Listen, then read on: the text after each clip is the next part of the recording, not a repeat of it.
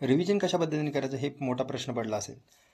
तर simplified yearbook 2025 ही series चालू आहे. या सिरीजमध्ये बऱ्याचपैकी आपण समोर गेलेले आहोत आणि राहिलेला आता जे काही पार्ट आहे ते आपण लवकरच कव्हर करूया आणि येत्या 15 तारखेच्या आत आपण हे संपूर्ण कव्हर करूया.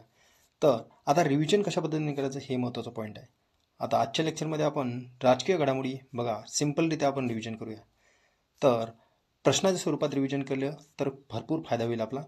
तर बघा 10 ते 12 क्वेश्चन थ्रू आपण राजकीय घडामोडी कशा पद्धतीने रिव्हिजन करू हे बघूया आपण. तर चला तर पहिला प्रश्न बघूया आपण.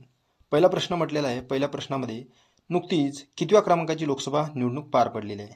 तर इथे ऑप्शन आहे तुमच्यासमोर ते मांडलेले, तर तुम्ही आन्सर देऊ शकता मित्रांनो. तर कितव्या क्रमांकाची लोकसभा निवडणूक पार पडलेली आहे मग? तर कितव्या क्रमांकाची? 18व्या क्रमांकाची. माहीत नसेल तर तुम्ही रिव्हिजन नाही केलं असा गृहीत धरतो मी. तर बघा आता या प्रश्नावरून आपण काय रिव्हिजन करू. तर राजकीय घडामोडीमध्ये तर 18व्या क्रमांकाची लोकसभा निवडणूक पार पडलेली आहे. ओके. तर मग आता महत्त्वाचं काय की क्षेत्रफळाचा सर्वात मोठा मतदारसंघ लडाख आहे. केअरफुली आपलं लेक्चर करा. लास्टच्या एंडपर्यंत तुम्हाला राजकीय घडामोडीमधील बऱ्यापैकी पार्ट रिव्हिजन होईल. तर मतदारसंख्येनुसार जर म्हटलं तर सर्वात लहान मतदारसंघ कोणता? तर लक्षद्वीप. आता क्षेत्रफळानुसार सर्वात मोठा म्हटलं तर लडाख आहे. मग क्षेत्रफळानुसार सर्वात लहान मतदारसंघ जर म्हटलं तर चांदनी चौक दिल्ली. आता मतदारसंख्येनुसार सर्वात लहान मतदारसंघ जर म्हटलं तर काय आहे? लक्षद्वीप. तर मतदारसंख्येनुसार सर्वात मोठा मतदारसंघ जर म्हटलं तर मलकागिरी आंध्र प्रदेश. हे आपल्याला माहीत असणं आवश्यक आहे. तर कलम 83 नुसार म्हटलेलं आहे की दर 5 वर्षांनी निवडणुका घ्यायला पाहिजे. हे स्टॅटिक पार्ट आपला कव्हर झालेला आहे. तर 2019 मध्ये 104वी घटनादुरुस्तीनुसार अँग्लो इंडियन समुदायासाठी जी काही 2 जागा होत्या ते रद्द करण्यात आले आहे. 104वी घटनादुरुस्ती लक्षात ठेवा. आता काय बघायचं आहे आपण. तर हे लोकसभा निवडणुकीमध्ये निकाल लागलेले जे काही राजकीय पक्ष हे आपल्याला गरजेचं नाही. तर पुढील प्रश्न बघूया आपण पहिल्यांदा. तर आता बघा क्षेत्रफळानुसार सर्वात मोठा मतदारसंघ कोणता ठरलेला आहे? तर ऑफकोर्स तुम्हाला आन्सर यायला हवे लडाख. तर सर्वाधिक महिला खासदार असलेले देशातील कोणते राज्य आहे? तर कोणते राज्य आहे? बघा का पश्चिम बंगाल. बघू आपण. तर आपल्याला इथे कळेलच की आता सर्वाधिक महिला खासदार असलेले राज्य जर बघितलं पश्चिम बंगाल, सॉरी तिथे पंजाब ऑप्शन गेलेलं आहे. तर सर्वाधिक महिला खासदार असलेले पश्चिम बंगाल हे राज्य आहे. किती आहे? 11 महिला खासदार आहे. तर आता काय बघायचं मग यामध्ये. तर आपल्याला बघावं लागेल की नोटाचा पर्याय कधीपासून लागू झाला? 2013. बघा हे पण पार्ट तुमचा रिव्हिजन झालेला आहे. तर महाराष्ट्रामध्ये सर्वाधिक नोटा पर्याय कुठे जास्तीत जास्त वापर करण्यात आला नोटा पर्यायाचा? तर रायगडमध्ये. किती करण्यात आला हे संख्या लक्षात ठेवायची गरज नाही. महाराष्ट्रात सर्वात कमी नोटाचा पर्याय जर म्हटलं तर बीडमध्ये हे उपयोगात आलेलं आहे. तर ह्या बाबी तुमच्या रिव्हिजन झालेल्या आहे. तर बघा आता तिसरा प्रश्न बघूया आपण. महाराष्ट्रात निवडणुकीमध्ये सर्वाधिक नोटाचा प्रयोग कुठे झाला? तर आत्ताच आपण बघितलं कुठे? रायगडमध्ये. तर पुढील प्रश्न 5वा.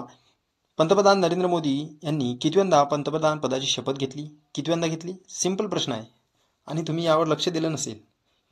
कितव्यांदा घेतली? तिसऱ्यांदा घेतलेली आहे का? बघूया आपण. तर बघणं आवश्यक आपल्याला. पंतप्रधान नरेंद्र मोदी यांनी त्यांच्या पंतप्रधान पदाची तिसऱ्यांदा शपथ घेतलेली आहे आणि 73 वर्षाचे आहेत. तर 1952, 57 आणि 62 या कालावधीमध्ये पहिले पंतप्रधान जवाहरलाल नेहरू यांचा विक्रम जे आहे त्यांच्या विक्रमाची बरोबरी केलेली आहे त्यांनी. बस एवढंच लक्षात ठेवा. तर आता इथे आपण दुसरा महत्त्वाचा पार्ट कव्हर करूया रिव्हिजन म्हणून. जगातील सर्वात उंच मतदान केंद्र कोणते आहे मग? ताशगंग. कुठे आहे? हिमाचल प्रदेशमध्ये. 15,256 फूट. तर महाराष्ट्रात सर्वाधिक मताधिक्याने विजय जर म्हटलं तर पियुष गोयल मुंबई उत्तर भागामध्ये निवडून आलेले आहे. तर बघा पुढे काय आहे मग? हे तर आपण बघितलेलंच आहे. पुढे आपल्याला रिव्हिजन करायचं काय मग यामध्ये बघायचं. तर नोटा पर्याय आता देशामध्ये जर बघितलं तर कुठे जास्तीत जास्त संपूर्ण भारतामध्ये उपयोग कुठे झालेला आहे नोटा पर्यायाचा? तर इंदोरमध्ये सर्वाधिक लक्षात ठेवा. महाराष्ट्रामध्ये जर म्हटलं तर रायगडमध्ये आणि सर्वात कमी म्हटलं तर बीडमध्ये. पण भारताचा विचार जर केला तर इंदोरमध्ये सर्वात जास्त उपयोगात आलेला आहे नोटा पर्याय. 6वा प्रश्न काय म्हणतो? खालीलपैकी यावर्षी कोणत्या संस्थेचे अमृत महोत्सवी वर्ष साजरं करण्यात आलेले आहे? तर ते बघा तुमच्यासमोर ऑप्शन आहे. निवडणूक आयोग, सुप्रीम कोर्ट, CBI, RBI. काय? तर अमृत महोत्सवी वर्ष म्हणजेच 75 वर्ष. तर कोणते आहे? Supreme court. बघूया आपण. प्रश्नाचं उत्तर आलं नाही तर तुम्ही जास्त काही पॅनिक होऊ नका. फक्त बघायचंच आहे आपल्याला, कारण की रिव्हिजन करत आहे तुम्ही. आणि यावरती मी एक तर हे रिव्हिजन स्वरूपात लेक्चर क्वेश्चनच्या स्वरूपात या पद्धतीने घेऊन आलेलो आहे की मला असं वाटलं की तुम्ही रिव्हिजन केलं असेल. कशाचे आहे? सर्वोच्च न्यायालयाच्या अमृत महोत्सवी वर्ष आहे 75वे. तर याचे उद्घाटन झालेले आहे, नरेंद्र मोदी यांनी केलेले आहे. तर एक नवीन द्विभाषिक वेबसाईट त्याचे अनावरण केलेले आहे. तर मग यामध्ये सर्वोच्च न्यायालयाने 3 नवीन प्रोजेक्ट लॉन्च केलेले आहेत. ते प्रोजेक्ट महत्त्वाचे आहे. ते प्रोजेक्ट पण रिव्हिजन करू आपण या प्रश्नाच्या माध्यमातून. तर डिजिटल सुप्रीम कोर्ट रेकॉर्ड हे एक आहे. त्यानंतर डिजिटल कोर्ट्स रेकॉर्ड हे आहे.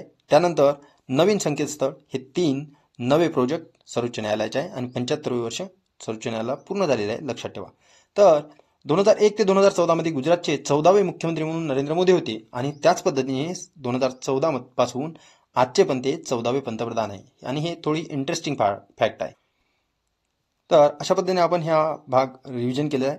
तर आता सर्वोच्च न्यायालयाचा नवीन ध्वज जर म्हटलं काय म्हणते, तर नवीन ध्वज यामध्ये जर बघितलं तर अशोक चक्र आहे, त्यामध्ये सर्वोच्च न्यायालयाची इमारत दिलेली आहे, तर आणि भारताचे संविधान यांचा समावेश आहे त्या ध्वजामध्ये. ध्वज कोणत्या रंगाचा आहे? तर निळ्या रंगाचा आहे. तर चिन्हावर जर बघितलं तर भारताचे सर्वोच्च न्यायालय आणि यतो धर्मस्थतो जय हे तिथे लिहिलेलं आहे. जिथे धर्म आहे तिथे विजय आहे असं लिहिलेलं आहे तिथे, एवढं लक्षात ठेवा. बाकी नरेंद्र मोदी यांनी काय केलं, 75 वर्ष झाले सर्वोच्च न्यायालयात, तर म्हणून 2024 रोजी 31 ऑगस्ट 2024 रोजी टपाल तिकीट आणि शिक्क्याचे अनावरण केलेले आहे. सर्वोच्च न्यायालयाबद्दल थोडक्यात जर बघितलं तर 28 जानेवारी 1950 रोजी अस्तित्वात की कोणत्या ॲक्टनुसार हे सर्वोच्च न्यायालयाची तरतूद करण्यात आलेली आहे ते कमेंट बॉक्समध्ये कमेंट करून सांगू शकता. जीएसचा पार्ट म्हणून पॉलिटीमध्ये मी घेतलेला आहे. काल परवाच मी व्हिडिओ अपलोड केलेला आहे, शॉर्ट ती 12 ते 10 मिनिटाचा व्हिडिओ आहे, ते बघू शकता तुम्ही. तर बघा पुढे आपण प्रश्न बघूया एखादा. तर प्रश्नाच्या स्वरूपात रिव्हिजन चांगल्या पद्धतीने होते मित्रांनो, कारण की जेव्हा प्रश्न येत नाही तेव्हा आपण फोकस करतो त्यावर की प्रश्नाचं उत्तर काय आहे, तेव्हा माइंडला जेव्हा क्लिक होते ते जास्तीत जास्त वेळेपर्यंत लक्षात राहते. खालीलपैकी कितव्या क्रमांकाची विधानसभा निवडणूक होती? तर कितव्या क्रमांकाची होती? विधानसभा निवडणूक आहे बरं, लोकसभा निवडणूक आहे, कन्फ्यूज व्हायला नको. तर याचे उत्तर तुम्ही देऊ शकता कमेंट बॉक्समध्ये. तुम्हाला वाटलं पाहिजे काहीतरी आपलं रिव्हिजन करण्यामध्ये थोडंफार चुकलेलं आहे. तर बघा आता पुढील प्रश्न, महाराष्ट्र विधानसभा निवडणुकीमध्ये कोणत्या ठिकाणी सर्वाधिक नोटाचा उपयोग करण्यात आलेला आहे? तर कोणत्या ठिकाणी सर्वाधिक नोटांचा उपयोग करण्यात आलेला आहे महाराष्ट्र विधानसभा निवडणुकीमध्ये? तर कुठे झालेला आहे? गडचिरोलीमध्ये. ते आपण बघूया. तर नोटा पर्यायाचा वापर जर म्हटलं संपूर्ण महाराष्ट्रामध्ये जवळपास 4,61,886 मते पडलेली आहे नोटाच्या पर्यायाची. तर यामध्ये सर्वाधिक जर म्हटलं तर अहेरी गडचिरोलीमध्ये झालेला आहे आणि सर्वात कमी नोटाचा पर्याय महाराष्ट्राच्या विधानसभा निवडणुकीत भोकर येथे जिल्हा नांदेडमध्ये झालेला आहे, लक्षात ठेवा. आणि विधानसभा निवडणुकीत एकूण 22 महिला आमदार निवडून आलेले आहे, लक्षात ठेवा. आणि सर्वाधिक 15 आमदार भारतीय जनता पक्षाचे आहेत. पुढे प्रश्न बघू आपण दुसरा.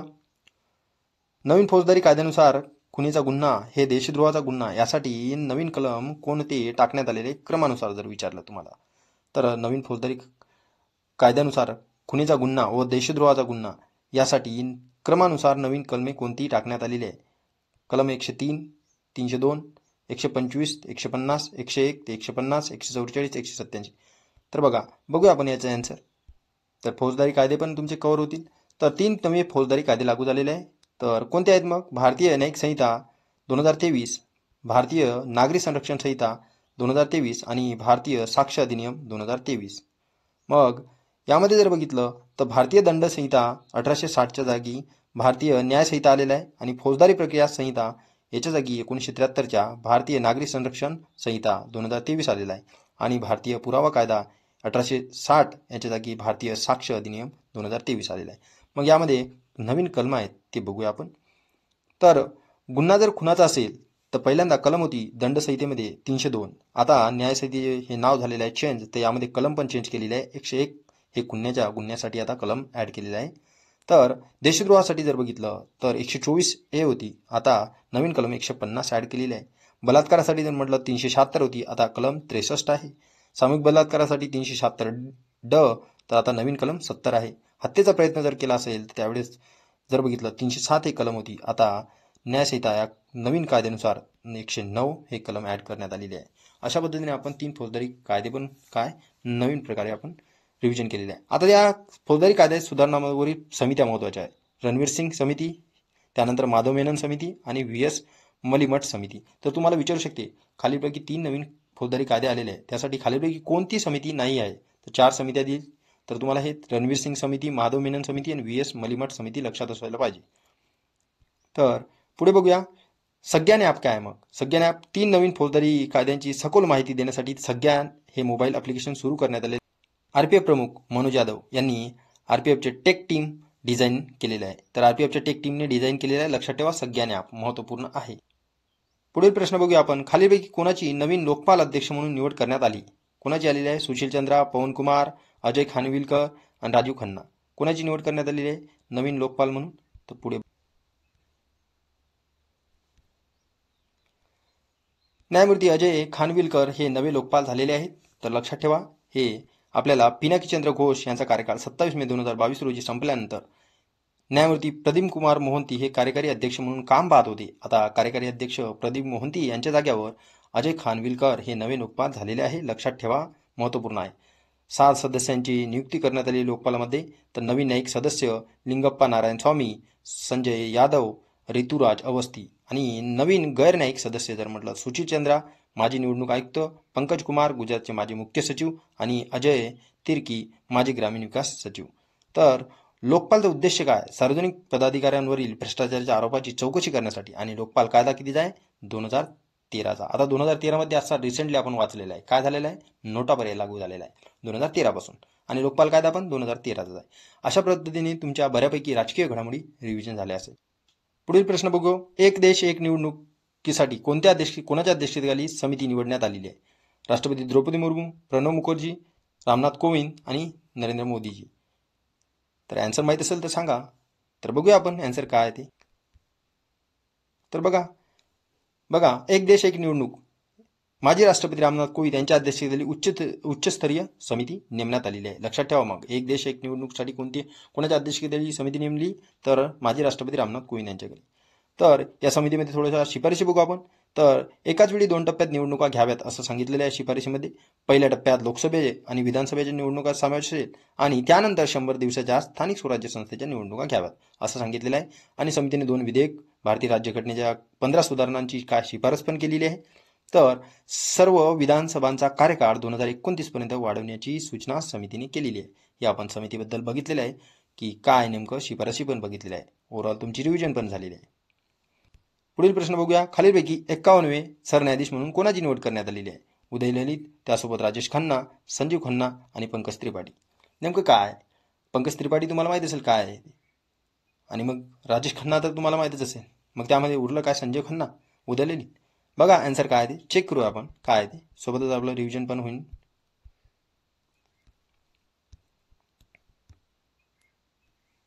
तर बघा, न्यायमूर्ती संजय खन्ना यांची 51वे सरन्यायाधीश म्हणून निवड करण्यात आलेली आहे. द्रौपदी मुर्मू यांनी शपथ दिलेली आहे आपल्या राष्ट्रपती यांनी. न्यायमूर्ती धनंजय चंद्रचूड यांच्या जागी त्यांची नियुक्ती करण्यात आलेली आहे आणि 2025 रोजी वयाच्या 65व्या वर्षी ते सेवानिवृत्त होतील. तर त्यांचा अल्पपरिचय जर म्हटलं, 2005 मध्ये दिल्ली उच्च न्यायालयात अतिरिक्त न्यायाधीश होते. दिल्ली उच्च न्यायालयात पूर्णवेळ न्यायाधीश 2006 मध्ये. 2019 मध्ये सर्वोच्च न्यायालयात न्यायाधीश म्हणून नेमणूक झाली त्यांची. 2023 मध्ये सर्वोच्च न्यायालयात विधी सेवा समितीचे अध्यक्ष पण होते. हे थोडंसं अल्पपरिचय माहीत राहू द्या. मागील काही सरन्यायाधीश जर म्हटलं तर पहिले हरिलाल कानिया 1950-51चा, 47वे शरद बोबडे, 48वे NV रामण्णा, 49वे उमेश ललित आणि 50वे धनंजय चंद्रचूड आणि आता 51वे संजय खन्ना. अशा पद्धतीने आपण प्रश्नाच्या स्वरूपात काय रिव्हिजन केलेली आहे. 12 प्रश्नामध्ये 12 स्लाईडमध्ये जेवढ्या काही महत्त्वपूर्ण क्रक्स आहे आणि IMP डाटा आहे ते आपण रिव्हिजन स्वरूपात घेतलेला आहे आणि अवघ्या 15 ते 20 मिनिटांमध्ये आपण काय हे कव्हर केलेलं आहे. अशाच पद्धतीने जर तुम्हाला रिव्हिजन करायची असेल तर तुम्ही स्वतः करू शकता. जर तुम्हाला अशा फॉर्ममध्ये रिव्हिजन पाहिजे असेल तर कमेंट बॉक्समधून तुमच्या प्रतिक्रिया कळवा मित्रांनो. उगाच आपण कसं वेळ वाया जाऊ द्यायला नाही पाहिजे आपण. तर लवकरच आपण भेटूया नेक्स्ट व्हिडिओमध्ये. तर राहिलेला पुरस्काराचा पार्ट जे आहे ते कव्हर केलेला आहे मी आणि आता आपण 1 तासाचे व्हिडिओ कंपाईल करून तुम्हाला प्रोव्हाइड करणार आहे. Thanks for watching this video. भेटूया.